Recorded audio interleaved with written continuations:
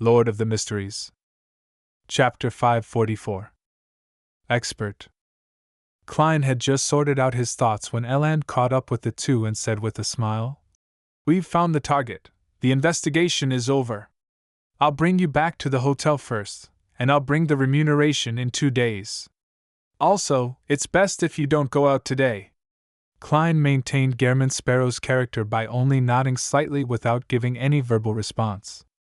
On the way back to the Wind of Azure Inn, Danitz clearly had some doubts or wistful thoughts on his mind, but due to the presence of Eland, who was part of the military, he could only change the subject and discuss with great interest about which pirates would end up being caught in the city's thorough sweep today. To him, they weren't friends as long as those guys didn't belong to the Golden Dream. They weren't worth sympathizing with. After entering the hotel room and watching Eland leave, he closed the door and said while clicking his tongue, "The Book of Calamity. Ancient Elven Ruins. This really is an interesting matter, but how did the elves end up like devils? Just by casually taking their book, a casual flip through it had caused that woman to go insane and lose control. What kind of image do you have of elves? Living in the mountains and seas, specializing in cooking, creatures who enjoy nature? According to Little Sun, the 8 ancient gods before the cataclysm were all very tyrannical, very cruel, and very evil. Among them was the elf king Seniathrim, and the elves who believed in him, and viewed him as their king couldn't have been any better. One can make a comparison with the members of the Aurora Order. The Beyonder races left behind by the Dark Epic basically can't be associated with the good alignment that normal people have in mind. Klein replied in his mind. Of course, he didn't rule out the possibility that after the ancient gods' fall, the dragons, giants, elves, sanguine, and other living creatures would gradually extricate themselves from the negative effects and become more normal. However, this was only limited to the middle and lower levels, and it didn't include the demigod powerhouses. And the high elf that left behind the Book of Calamity was clearly the latter. With a thought, Klein suddenly realized something. Danitz understands Elvish. He recognized the title of the ancient goatskin book as the Book of Calamity. Vice Admiral Iceberg has actually taught her crew to such an extent. Not only does it include ancient Faesac, but she has also taught them Elvish, which can stir up the powers of nature. Perhaps Jotun and ancient Hermes are all part of the curriculum on the Golden Dream. They really are a bunch of pirates with knowledge and dreams. However, ma'am Captain, aren't you being a little overboard on certain subjects? Danitz is lacking in so many other aspects. That's right. The most important thing for a pirate whose main job is to be a treasure hunter has to be mastering the ancient languages. Klein ignored Danitz's comments and looked out the window. The sky remained gloomy, as if a heavy rain would fall at any time. It made one involuntarily feel suppressed. Klein nodded slightly, feeling slightly relaxed as he thought. Letitia has been found. Being aware of the ancient elven ruin on Simim Island, the Church of Storms and the kingdom's military will likely use its connection to the place where Calvetua is hiding to find the sea god that is becoming progressively crazier. Or they might use the ruin to speed up its collapse. That way, apart from the most fervent and pious sea god believers dying, the rest basically won't suffer any harm. Klein had originally thought of using the spirit world to locate sea god Calvetua's hiding spot after it died before the official Beyonders did. He could then infiltrate it, taking the treasure with him. But even before the plan had begun, the appearance of the Book of Calamity pushed his plan to the verge of failure. Phew. It's fine. It only existed in my imagination, and it never belonged to me. It's fine if I don't get it. I don't even know what I'll get. Letting this matter get resolved this way is for the best.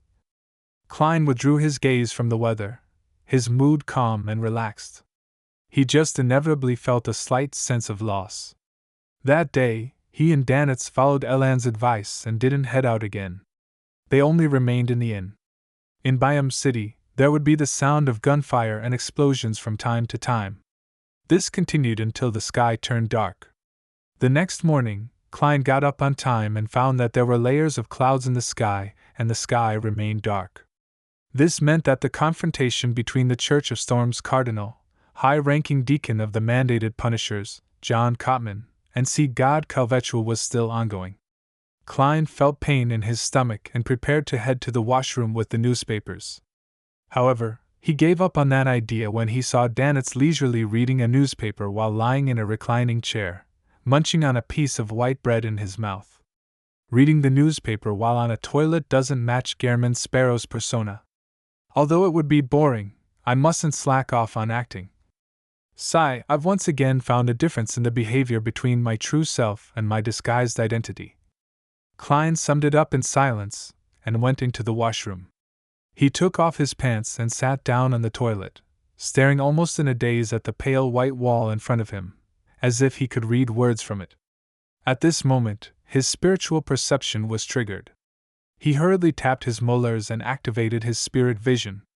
Two thick, long white bones appeared in front of him. They were the messenger's legs. The messenger stood there, its head passing through the ceiling, but its black flames and its eye sockets could still be seen. It lowered its head slightly and looked down at Klein, who was sitting on the toilet. Klein looked up, stunned for 2 seconds, his mind filled with a baffling thought. Should I act like a woman, hurriedly covering my nether regions, or should I just be open and fearless? Before he could make up his mind, the messenger dropped the letter, disintegrated into a pile of bones, and disappeared into the floor. It took a moment for Klein to react before he caught Mr. Isaac's reply. This messenger is being more and more impolite. Can't you see that I'm using the toilet? Don't you know to knock on the door or to squeeze it through the crack under the door? Klein cursed in anger and amusement. After giving it some more thought, he felt that it would be putting the messenger in a tough spot to pass the letter through the crack in the door. The 4-meter-tall giant had to lie down in order to reach that position. Just thinking about it is rather funny. Well, the next time I write a letter, I'll add a paragraph so that Mr. Isaac can educate the messenger so that he will be more polite. Klein unfurled the letter and read Isaac's reply. According to the knowledge I've recalled, I can provide you with 2 methods. The first requires certain prerequisites. If a unique item belonging to you or someone else is located where Sea God Calvetua is, you can use divination to easily locate its position. The other prerequisite is that you can enter the spirit world. I have plenty of methods for this. I'll list the most common 3.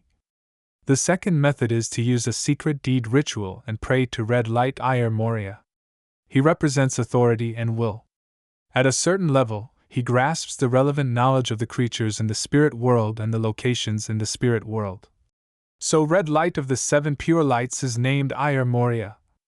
The principle of a secret deed ritual is to adjust one's state, release one's mind and body, and align oneself with the target of the prayer bit by bit.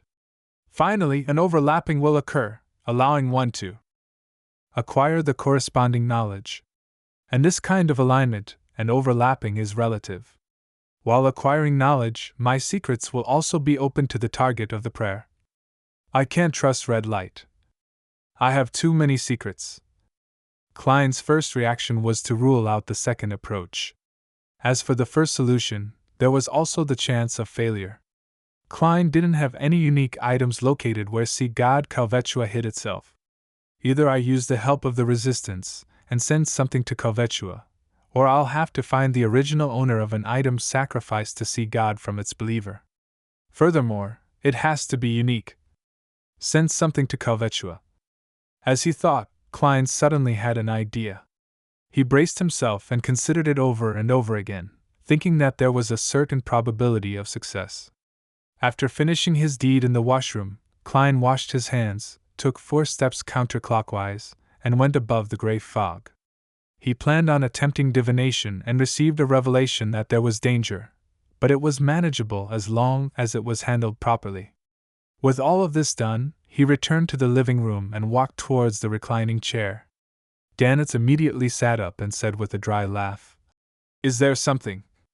Do you know the words to the prayer relating to the sea god?" Klein asked with an unperturbed tone. Danitz spread out his hands and suddenly hissed, "Dog's hit!"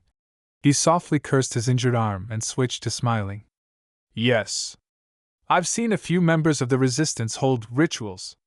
The details are Adorer of the Sea and Spirit World, Guardian of the Rorstad Archipelago, Ruler of the Undersea Creatures, Master of Tsunamis and Storms, the Great Calvetua. By the way, the 2 instances that it was effective were recited in Elvish. Adorer of the Sea and Spirit World. Its bearing is very low. It's not the same as my honorific name. That's true. I created it by copying it from the 7 true gods. Klein nodded gently and said, Do you know where there are empty warehouses and abandoned houses? Of course. Every great pirate knows a few. Danitz replied without hesitation. Klein turned around and walked towards the coat rack. Take me there. To do what? Although Danitz was puzzled, he didn't dare ask. In the dock area, in a dirty and dilapidated warehouse. Danitz watched Gehrman Sparrow take out 3 candles and several metal bottles. Unable to hold back his curiosity any longer, he asked, What are you planning on doing? Klein didn't look back and replied very calmly, Sacrifice. To whom? Danitz pressed with interest. Klein set up the altar, took out an iron cigar case and calmly said, Calvetua. His plan was to give something directly to sea god Calvetua. As long as Calvetua accepted it, he could use divination and other methods to find its hiding place. As for whether or not Calvetua would accept it, he had certainly considered it, believing that it was a definite possibility. As Calvetua was currently on the verge of death, it was in a state of extreme madness, with little sense of reason. It acted on instinct alone, and it might have a strong desire for the aura of the gray fog. Therefore, Klein was prepared to sacrifice an iron cigar case that was often placed above the gray fog. He wanted to see if Calvetua would accept it or not, and if he didn't, he wouldn't suffer any losses. He could then pretend as though nothing had happened. Sacrifice to see god Calvetua? At that moment, Danitz found his brain lacking. He couldn't comprehend what was on Gehrman Sparrow's mind. Are you crazy? How could it accept your sacrifice? Even if it's accepted, what would be the point? It's dying. And it's very dangerous. Danitz blurted out. Immediately, he added inwardly, No, Gehrman Sparrow isn't crazy, because he has always been crazy. Klein glanced at him and simply said, In this domain, I'm an expert. When it comes to sacrificial rituals, I'm an expert. Klein wasn't modest about this.